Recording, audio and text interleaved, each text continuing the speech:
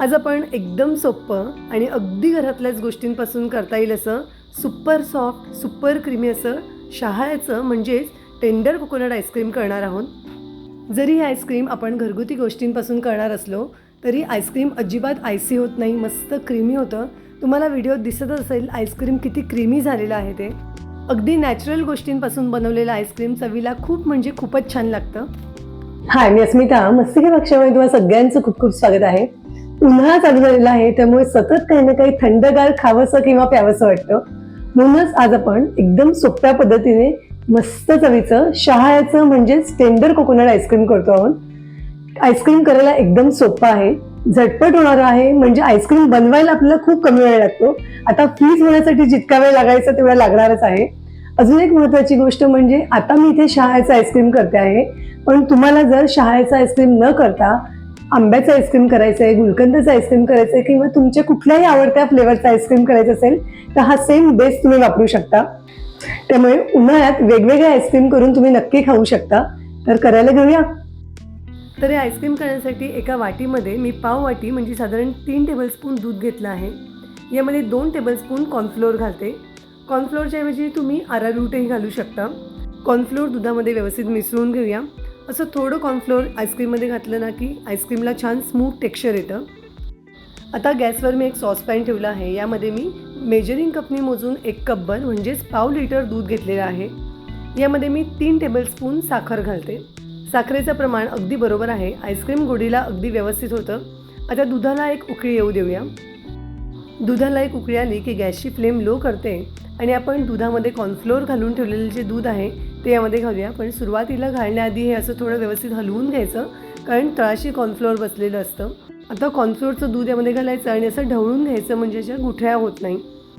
Cornflour दुधामध्ये घातल्यावर जसं जसं कॉर्नफ्लोअर शिजेल तसं दुधाला थोडासा दाटसरपणा यायला लागतो.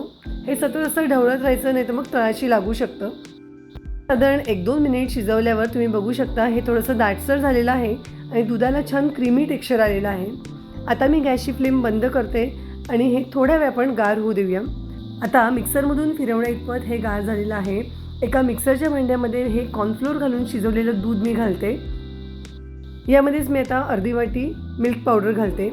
एव्हरीडे डेअरी व्हाईटनरची मिल्क पावडर मी इथे वापरलेली आहे. आणि यामध्येच मी आता अर्धी वाटी शहाळ्याची मलाई घालते. एका मोठ्या शहाळ्याची ही मलाई आहे. ही शहाळ्याची मलाई अजून तुम्ही थोडी जास्त घातली तरी चालू शकतं. आता यामध्येच मी 1 वाटीभर दुधावरची साय घालते. सगळं मिक्सरमधून एकदा फिरवून घेऊया. तर मिक्सरमधून मी हे फिरवून घेतलं आहे. याला मस्त क्रीमी टेक्स्चर आलं आहे. सगळं छान एकजीव झालं आहे. एका एअरटाईट डब्यामध्ये हे आईस्क्रीमचं मिक्सचर मी काढलं आहे. मलईमधली थोडीशी मलाई मी बाजूला काढून ठेवली होती. त्याचे असे बारीक बारीक तुकडे करून घेतले आहेत, ते यामध्ये घालते. म्हणजे आईस्क्रीम खाताना ही खोबऱ्याची मलाई दाताखाली आली ना, आईस्क्रीम खूप छान लागतं. आता मी हे शहाळ्याचं आईस्क्रीम केलेलं आहे, पण शहाळ्याच्या ऐवजी तुम्ही गुलकंद आईस्क्रीम करू शकता, मँगो आईस्क्रीम करू शकता किंवा तुम्हाला आवडत्या कुठल्याही फ्लेवरचं आईस्क्रीम तुम्ही करू शकता. बेस तोच ठेवायचा. आता याला मी 6 ते 7 तास फ्रीझरमध्ये ठेवते. तुम्ही जर चॅनलवर नवीन असाल आणि पहिल्यांदाच माझा व्हिडिओ बघत असाल तर अशा हेल्दी आणि इन्स्टंट रेसिपीज पाहण्यासाठी चॅनलला नक्की सबस्क्राईब करा. बाजूला असलेलं बेल आयकनही क्लिक करा, म्हणजे यानंतर येणाऱ्या प्रत्येक व्हिडिओचं नोटिफिकेशन तुम्हाला मिळेल. हा व्हिडिओ तुम्हाला आवडला तर लाईक करा आणि आपल्या मित्रमैत्रिणींसोबत नक्की शेअर करा. तर 6-7 तास आईस्क्रीम मी फ्रीझरमध्ये ठेवलं होतं आणि 2 मिनिट बाहेर काढून ठेवलं, म्हणजे आईस्क्रीम थोडं लूज होतं आणि काढायला सोपं जातं. आईस्क्रीम अजिबात आयसी होत नाही आणि अगदी मस्त सुपर सॉफ्ट होतं. आईस्क्रीम इतकं छान होतं ना की हे केल्यावर मला वाटलं की अगदी सगळ्यांनी हे आईस्क्रीम नक्की करून बघावं. तुम्ही बघितलं का, या आईस्क्रीममध्ये आपण सगळ्या घरगुती गोष्टी वापरलेल्या आहेत. अजिबात व्हिपक्रीम वापरलेलं नाही किंवा आईस्क्रीमची जी CMC GMS पावडर असते ती वापरलेली नाही. तरीही आईस्क्रीम एकदम सुपर सॉफ्ट आणि चवीला एकदम जबरदस्त होतं.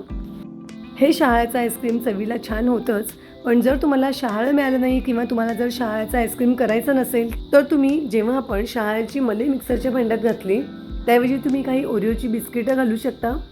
ओरिओ फ्लेवरचं आईस्क्रीमही खूप छान लागतं. तेव्हा या उन्हाळ्यात तुम्ही हे असं मस्त चवीचं शहाळ्याचं आईस्क्रीम किंवा तुमच्या आवडत्या वेगवेगळ्या फ्लेवर्सचं आईस्क्रीम नक्की करून बघा. तर आजचा हा आईस्क्रीमचा व्हिडिओ तुम्हाला कसा वाटला हे नक्की मला कमेंट करून सांगा. हा व्हिडिओ तुम्ही कुठून बघताय हेही सांगा. पुन्हा भेटू अशाच एका मस्त हेल्दी रेसिपीसह.